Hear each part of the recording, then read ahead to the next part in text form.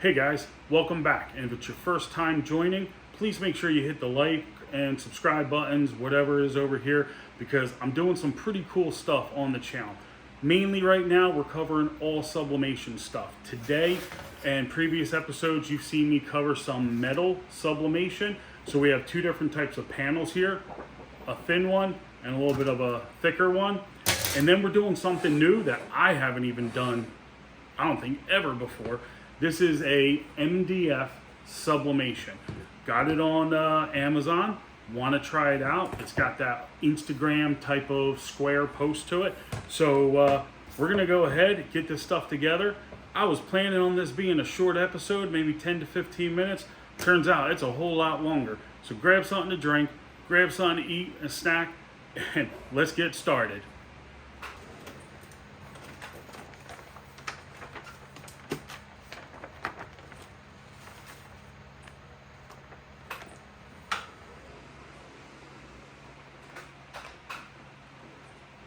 All right, guys, we just got the print off the printer. This printed out on the Epson 570, the Shore Color F570. It's 24 inches wide, about 20 inches, 19 inches in height. I don't use the Epson Print Layout Manager, which you can do. I just don't like the way it lays out the prints. I seem to struggle a little bit more with it. Maybe I'll have to do a tutorial one day on that. But what I do is in Affinity Designer, I go ahead and I make a spec, right? 24 inches wide by how many prints I'm going to do. In this case, I knew I was going to do 3 prints here. I needed about 20 inches. I do it about 19. I lay it out manually myself. And then once it's laid out, I go ahead and reverse my print settings, mirror it, and then send it to the printer. This works for me. I know it's going to come out every time the right size, the way I want it laid out, and it works well. A lot of times I want to talk about something, right? In terms of sublimation, if you're printing things like this, a lot of times guys and ladies will use a X-Acto knife, right? Something to come in here and cut your edges, trim down, and be able to get a smaller print, right? Something that's more manageable. As much as these are awesome to use, if you've watched the show, you'll notice that I have like dexterity issues. So I tend to go with more of a larger razor. This, just as long as you're putting new blades on it or snapping off, I like this a lot. It's easier for me to grab and hold on to. It makes it just easier. So, right, there's no right or wrong on some of what you do. You just got to realize, do what works for you. So, will an X-Acto knife work? Yeah. If you have no problems with your hand dexterity, will that work? Sure. So, use an X-Acto knife. What I like about my it's an old school DeWalt. It's beat up, but what I like about it is blades are fairly cheap to put into it. And it's got a good handle or good grip for me. So all I'm doing here, right, is just trimming it down. We know we're going to sublimate these, and in order to sublimate them, I want to make sure that I have workable sizes. One of the things I wanted to talk while I'm cutting through this is just the overall sublimation business. A lot of people, you're out there, you might just be getting started, you might have been doing this for a long time, and you're probably asking yourself, how do you make money? How do you be successful? How do you scale? Things like that, right?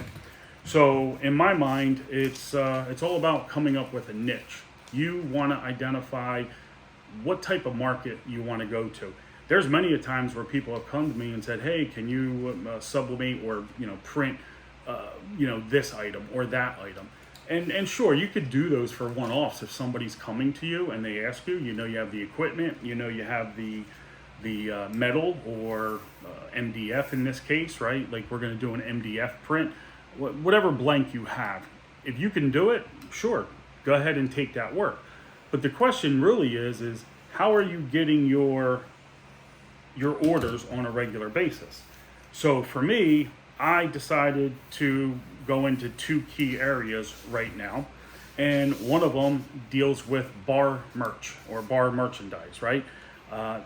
places like Hooters, Twin Peaks, those kinds of places, they all offer bar merch. Well, of course, they're big franchises and they're going to be very difficult to get into and start making the calendars for them or something. It's not the easiest thing to break into. And then if you were successful getting into that, which I wish you the best of luck if that's what you decide to do, the question then comes down to, do you have the ability to fulfill their orders, right? You go into a Twin Peaks, a Hooters, some large restaurant like that, and let's say they start ordering from you. Well, if they sent you 100 orders today, maybe you can handle it. But what if they sent you 1,000 orders? Or what happens if they sent you 10,000 orders? That's the question. So my advice would be identify a niche that you, one, enjoy working in, and two, maybe there's not a lot of competition, but maybe it's just something different. I don't need to trim that, we're good. And then from there, you start marketing into that niche.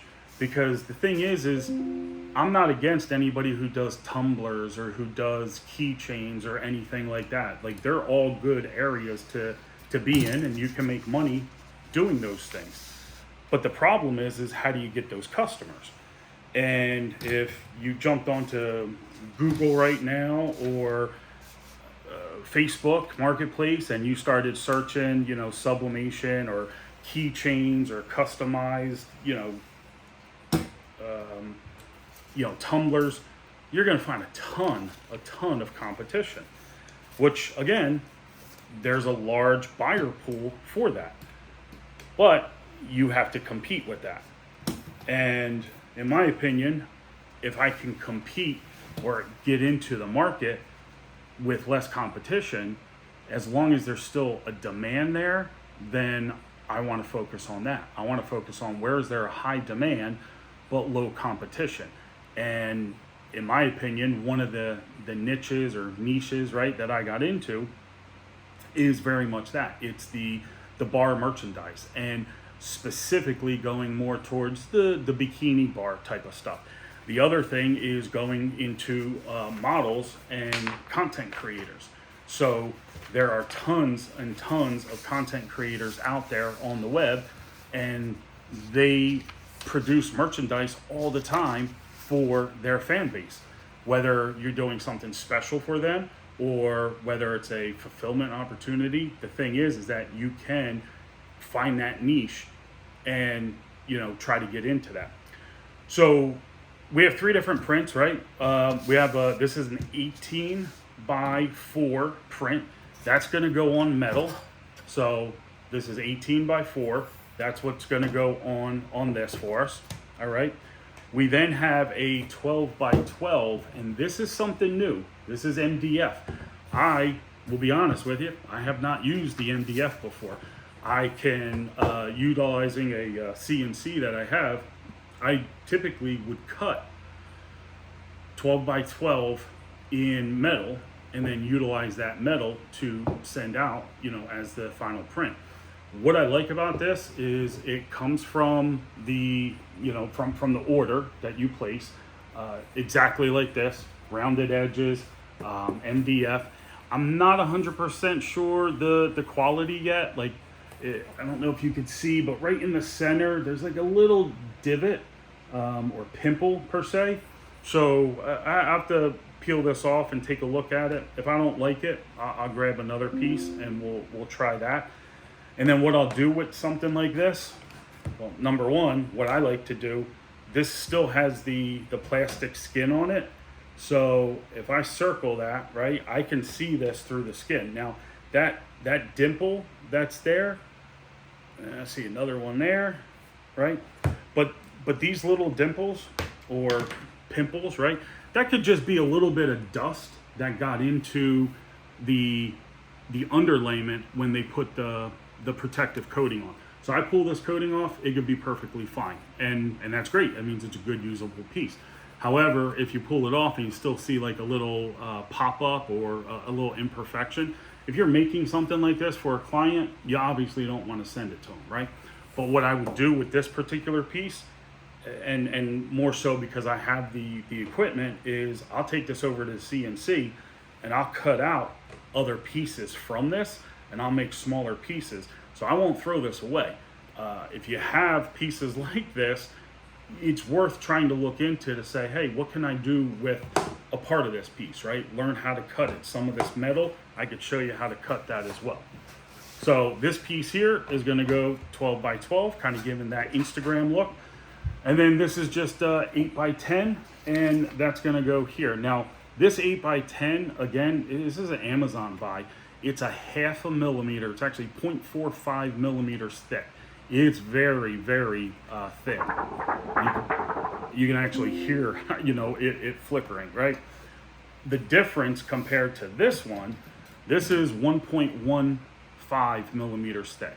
You can see one, it's not, it does bend a little bit, right? This one's a little bit long, so you're gonna get that flex, but you're not making no noise with this.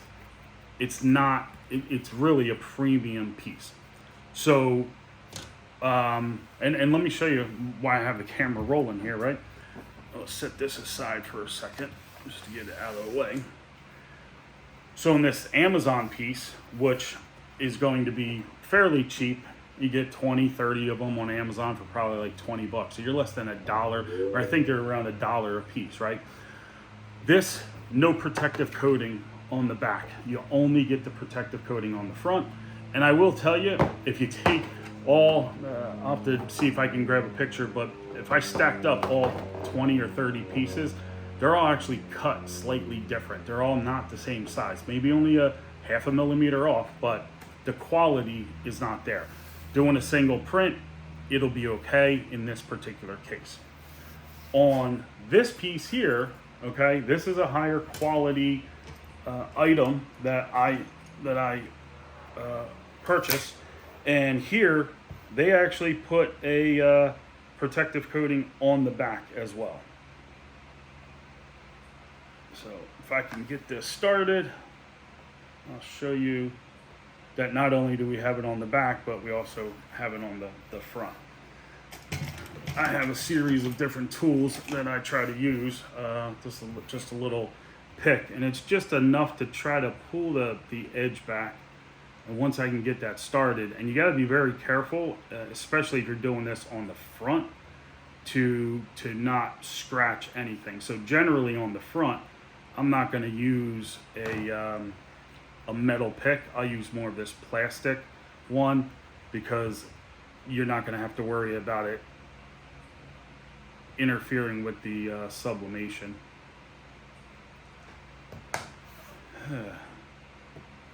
Sometimes it's just the struggle with the lack of dexterity and the disability that I have here.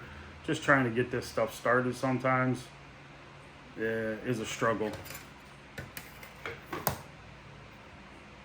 I'll probably try to edit some of this out so you don't have to watch me struggle. I'm going to now use the razor and just try to get under there parallel to it.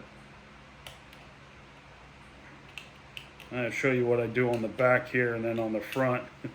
It might take me 10 minutes, but I'll eventually get the front off, and I'll do it nicely with the tool, so that this way I don't have any kind of scratches or issues on the front.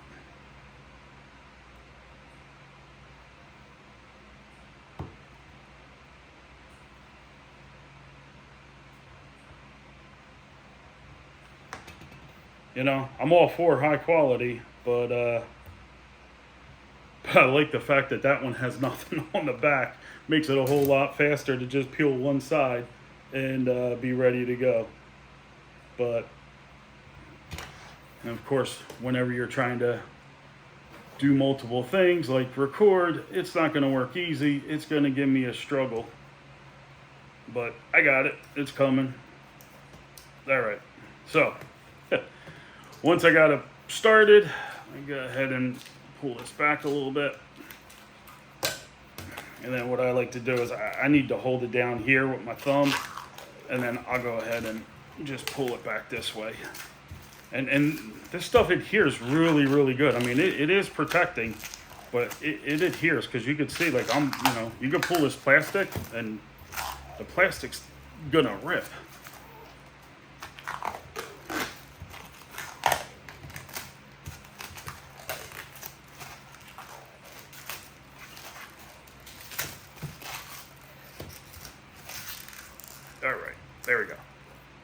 off in the back, still on in the front. I'm gonna go ahead and peel this off in the front, get these set up, ready to go, clean my station, and we'll be right back.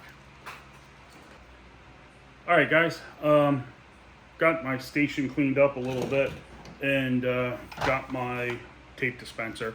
I decided to peel or pre-peel a little bit of these and then be able to just at least show you that for some reason, at least on this premium piece, the metal or the protective sheet comes off so much easier. I mean, that's super easy compared to what I had to do on the back.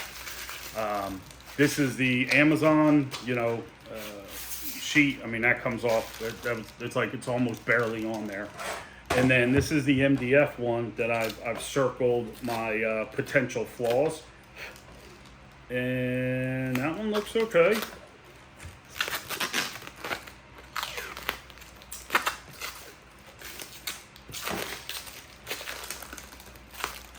This one does not. This one definitely has some sort of divot. And let me grab my marker here just to kind of show you. So take the rest of this off, right, so you can see it. And this is the first time I'm using this particular product, so I am interested to see, right, how good the product is. But I don't know if you can see, if I can hold this up here, if you could see that. But there's a little, like, call it a pimple that's in there, and it actually comes forward like a pimple would versus an indentation. So it's right in the center of the print, right? If it was on the outside edge, I might give it a try and see what happens. But knowing that it's right in the middle, in my opinion, I can use the CNC and I can cut out, either a like 4 or 5 by 12 on either side, or I could cut out 4 little squares, maybe make like 4 little Instagram squares out of this one, and just kind of remove that center piece. So that one we're not going to use. Luckily, I have another one right here behind me.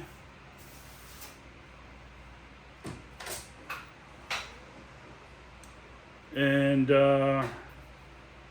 just checking. I think this one's good. If this gives me a hard time, I'm going to stop the video. I'm going to fast forward through it. So this way you guys don't have to watch the struggle here. But you also got to find a tool. I 3D print this one.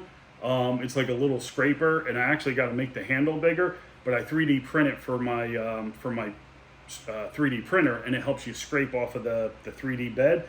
But this is probably the best scraper or the best starter that I have. It's really, really thin, and gets right under it and doesn't cause any damage to the actual sublimation top.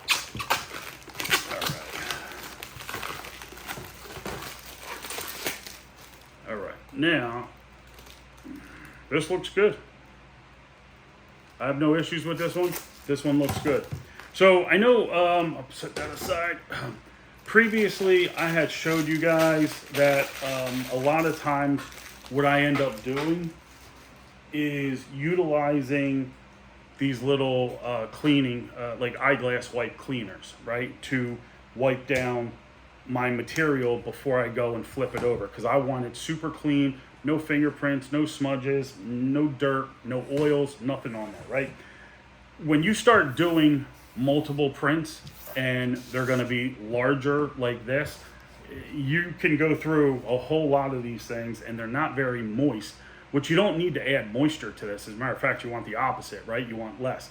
But a good solution there is, one second.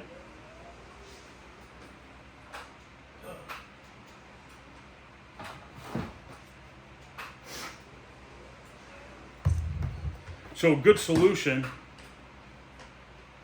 is just using paper towels and this. It's 91, can't lift my arm up here, so I'm 91% alcohol, okay? You buy this at Walmart. Target, any of the stores. This is a Walmart brand, it's Equate, but 91%. The 91% tells you how much of the actual, what's it called, propionate, or isopropanol alcohol that's in here. And what happens by utilizing this is it evaporates very, very quickly. So I can put it on here, right? This is wet. This is super, super wet right now, okay? I would not flip this over and print this at all. Set it aside, 30 seconds. That's gonna dry. It's not gonna leave any ooh. Well, good thing I'm looking at this one, because I found a flaw in this one right here at the bottom. I don't know if you could see that. There's a little point there, or a little dark spot. And even though I'm printing dark on it, for what it's worth, I'm going to get a new one. I'm not going to show you that process, but what I will show you is how we could trim that one down and still use that metal and not get rid of it. Anyway, so using this isopropanol or isopropyl, you just wipe it down. Okay, it's not going to hurt your sublimation. You're not putting on, you know, a ton of it and letting it sit there. But I just wipe it down, wipe all the corners down, give it a few seconds, and again, maybe it's 30 seconds, maybe it's a minute. But usually what I do is wipe everything down, set it aside, and now you're not wasting those little these little clean packs, right? If I'm doing one piece, I'll use a wipe. If not, I'll take out the alcohol, do it that way. This one's already dried, so I'm gonna go ahead, we'll get this one on our pick. And again, I try to hold on the outside, make sure that there's no dust, dirt, grime, just double check. Fingerprints. I do have an air compressor in here if I felt like there was too much here, but this looks good. So gently put it down so you're not scratching your picture. And then as we've talked before, right, it's a matter of lining up. I do a 1/4 inch overhang on every side as my bleed. That ensures that you're going to get full coverage on your print, and you're not going to have any issues with the metal. So you do have to size your print properly, make sure everything's good. Once you have it on there and you're satisfied with the way it looks, grab your tape. And on this one, we're going to do, you know, a couple pieces here on the side because it's long, right? And then just tape it up. I'll probably we'll do 3 on each side, 1 on the top, 1 on the bottom. That'll hold her in place really, really well. You don't have to worry about it shifting, moving, anything like that. And I know if this is one of the first times you guys are watching this, I leave the link for this in the comments below. It is an Amazon buy. I think you buy it on Temu or Temu as well. But for someone like me with a little dexterity issue, it's got that big knob. You spin it, and it pre-cuts every single piece. So it's probably one of my best tools for 15 bucks. All right, I'm gonna do this other one, and I'll probably just fast forward the video so that you don't have to sit here and watch me do this. We'll go super speed.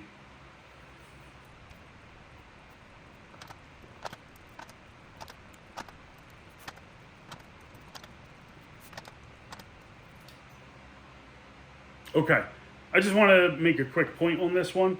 Because it's thicker than the metal, this is probably 3 millimeters, maybe 4 millimeters thick. Because it's thicker of the metal, right, the tape on the edge is not as easy to put on as here, right, because you have more width of the material, of the MDF. So in the future, I'll leave myself a larger border, not the bleed. The bleed can stay the same at 1/4 of an inch on each side, but I'll leave additional paper so that this way my tape can just go like all the way across, and that will give me better coverage than what I'm getting right now. Because it just doesn't seem like it's gonna, well, I don't want to say it's not gonna hold. It will hold, but just be gentle. If it was wider paper, then I could just put the tape this way and it would be fine. All right, I'm gonna do this last one because I have to grab a new sheet, and then we're gonna get ready to press. All right, guys, I took a couple minutes to prep everything, get it together. If you've watched my episodes before, you'll know that I like to make what I call sublimation pouches, or my heat press pouches. Basically, it's my craft paper or some kind of protective paper. I cut it close to size to where I could fold it over, okay, and then it'll make it easy for me to pick it up when these are hot. So this is my 8x10 already ready to go, and then this is the 18x14. And actually I have a little bonus one in here that I had worked on earlier, and I'll reveal it later. So you guys don't know what it looks like now, but you'll see it shortly. We're gonna go over to the heat press. We're gonna get these pressed. All three of these, three types. The 18x4, they're gonna press a little bit longer. Same temperature, around 385, 390 degrees Fahrenheit, but they're gonna go for probably 120 to 150 seconds. The 8x10 will go for 60 to 80 seconds at the same 390. And then the MDF, I looked up what the manufacturer recommendation was, and that's 356 degrees for, I think, about 120 seconds. So we're gonna play with the time a little bit, but we're gonna go over there, press them, and then get back over here for the reveal. All right, first one to print is the 8x10. The paper or sublimation is facing down. The metal is facing up. Get that set in my drawer here. I keep extra silicone sheets for the top. Again, 390 seconds, 390 degrees for 85 seconds. All right, 2 seconds left. There we go, this one's done. Throw this in here. It's extremely hot. Again, pouch, reason this works, I can immediately pick it up, okay? So I'm picking this up, bring it over to the desk. I'll be back with the next one. All right, these two 4x18s, I could probably press them both at the same time because I have the room here, but I'd rather just press them individually. If I had a bunch to do, then I might do them separately, but I like it right in the center. I did change the timer, so I paused for a moment, changed the timer to 125 seconds for these metal ones. They like to go a little bit longer because the thickness is 1.15 millimeters. So I like to add a little bit more heat to this to make sure that that ink transfer occurs thoroughly on this. So we'll let this run, we'll do the next one, and then we're gonna have to lower the temperature for the last run.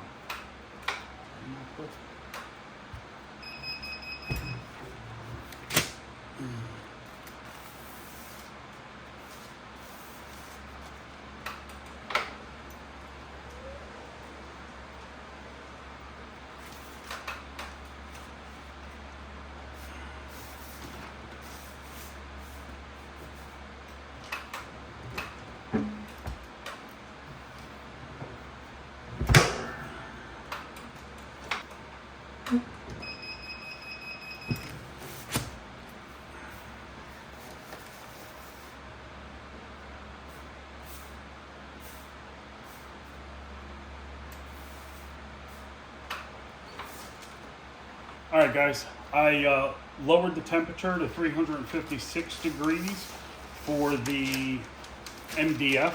So that's this MDF board. This is, I confirm, this is 3 millimeters. So it is a little bit thicker. I mean, it is thicker than the metal that we've been doing. So the only thing that you need to pay attention to on your heat press on this is, because it's a little bit thicker, you may have to adjust your tension on pressing down. I did not do that. It's a little difficult for me to adjust my tension at the moment. So I'm just gonna go ahead and see if I can get this squeezed all the way down.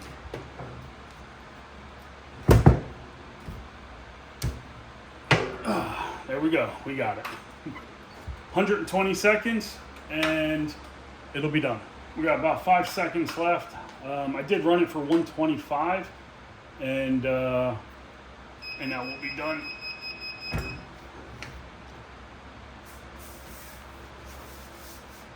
Same process, take my pouch, bring it over to the desk, and we'll do the reveals over there. So come join me at the desk and let's see what we got.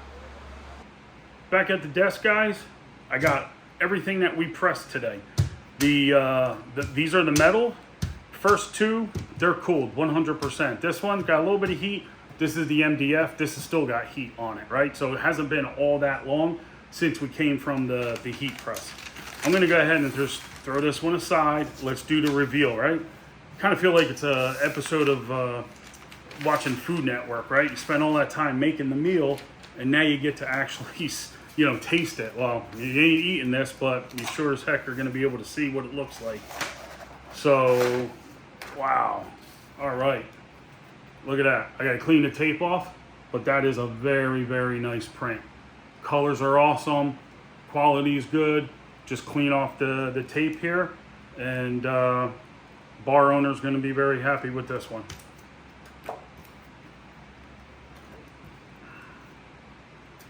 And I love how the Epson, the 570, I love how the blacks come out in there. A lot of times, right, I've done the conversion on the ET 15,000 and some other printers, but a little bit of cleanup here, just, you know, polish or spray and clean it up. But this thing is awesome, and I love the depth of the blacks that you get in here. So we got one done. We'll set that one aside.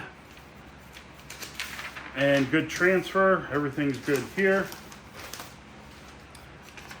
Next one is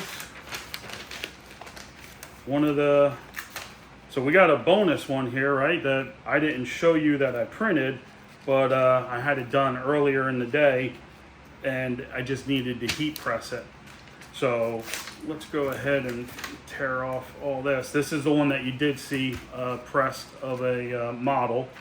So this one, I am hoping came out really, really well. And again, I don't want to reveal it with the tape on it, so you got to wait 1 minute, right? It's like, you make your meal, throw it on the dish, and you just got to wipe that dish down, make it look good. All right, look at that. Okay, that's nice. Looks good. Again, a little bit of cleanup, a little polish, right, just from the transfer. Do a wipe down, and that thing will shine. That's very nice. I like the way that one looks. Good transfer again as well. All right, this is the surprise one, we'll say. This is the one that was not, I didn't show you earlier, but I had set aside. So let me, if I just get my fingers to work, you guys wouldn't have to wait so long. I am working on trying to figure out how to make these episodes a little bit shorter. Seems like every time I go to start an episode, I say, I'm gonna keep this to 15 minutes. I keep it to 10 to 12 minutes. And I could tell just by going into this, we're probably at a 30-minute episode. And I hope you guys are staying till the end, because you're missing the best part if you're not. But if you didn't hear this, then you probably didn't see it. So you're not gonna see the best part. But look at this print. I shouldn't even show this to you guys. Wow, look at that. Fabulous, right? This model is gonna be extraordinarily happy, right? A couple of these 4x18s lined up on her wall, or maybe she's giving them away as giveaways or something. But great looking print. Very happy with that one. You know, half the time in sublimation, right, especially if you're doing prints like photos, half the time is going to be the quality of the photo. And I do let people know, right, if you're going to send me a photo to print, make sure that you're sending something of the highest quality, because if you send something that has poor quality, you're going to end up with poor quality. I do try to, edit, review, give them feedback on the sizing and so forth, right? To make sure that obviously what you're doing is going to be a really good print. Unfortunately, some clients, they just say, this is what I got, print it. And, you know, that's what I do. So I give them a forewarning, let them know it may not be the highest quality or may not look the best or could be a little bit better, but that's what I do. So, all right, this looks like a pretty good transfer. Now, this is something that is a brand new product to me, the MDF, and this is what you get. I'm going to be honest, not a bad print, a little bit of the orangey tone going on here. I didn't get that much tone from this. When I saw it, it's a little bit lighter, and it looks like the transfer onto the sublimation on the MDF went a little bit darker, or like almost like that orangey tinge, right? I would prefer it to be a little bit lighter. Overall, this set up here, the girls up here, came out good. The logo's good. The background, I think, is all good. So all in all, it's not horrible. I'm probably going to go ahead and do another episode. I'll print the same thing. I'll put it on metal, and then we'll have a side-by-side comparison. Because I bet you if I put it on metal, it's going to look different. And I bet you it'll look better. And I don't know if that's just because 90% of what I've been doing with the Epson 570 has been fine-tuning the metal prints, and I've gotten the colors good. But this is one of those things where I'm trying it out for the first time. You guys are getting to watch it for the first time. It's not a bad print. It's sturdy, it's firm. So all in all, the quality, I think, of the material is good. It might need some adjustment to your print output to kind of get your coloring just the right way. It may also need to have some adjustments to the heat settings. I did it what the manufacturer recommended, 356 degrees, 120 seconds, and this is what we got, right? So I will potentially do another one like this, maybe the one that had the imperfections. Maybe I'll print it a little bit longer. Maybe I'll raise the heat up a little bit. Just fine tune it and see if I get a better transfer. So that's our reveals, and give me a few minutes, we'll wrap up. All right, I went ahead and got my radius cutter because I want to go ahead and throw in that round over corner. So just throwing this in, right? And again, it takes your 90 degree, very pointy edge, especially on these 1/2 millimeter ones. These are sharp. I know you can't feel it, but it's a sharp corner. Very easy to just kind of throw it in there, spin it around. It's all lined up, and it just cuts the corners. So now everything is rounded and much smoother. I also do think it gives a nicer look. I do like the 90 degree look sometimes, but I think on a lot of these, it just kind of gives it a finished look, where the 90 degree one just seems a little bit more raw. And note, this is 1.15 millimeters, and it cuts it with no problems. I will say, as I looked at this print, you know, it's a little pixelated. It's a little blurry, in my opinion. I went back and I looked at what the client had sent me, and the image of the photo was not the highest quality. So, but they did tell me to go ahead and print it. So that's what I did, fulfilled their wishes. And once they receive it, they'll probably say, oh, I want something better.